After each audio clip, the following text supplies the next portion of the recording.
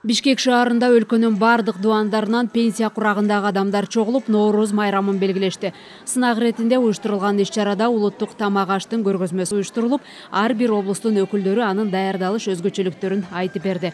Мындан сырткары улуттук каада салт, жөрөлгө ырым-жырымдарды жасап, кол өнөрчүлүк өнөрлөрүн тартуулашты. Улуттук кийим боюнча да сынак жүрдү. Келгендер ыр бий менен коштолгон шаңдуу көрүнүшкө күбө болду. Сынактын жыйынтыгы менен мыкты делген командаларга грамота жана акчалай сыйлыктар берилди. Иш-чаранын башкы максаттарынын бири улуу муундун кыргыз элинин көөнөргүс каада салтын унутта калтырбай, урпактарга таанытуу болуп саналат. Улуу муундагы адамдар ошо кыргыз тилин, биздин тилибизди үйрөтөлү элге.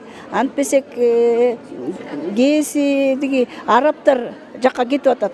Кээси болсо запад, батыш жактын культурасын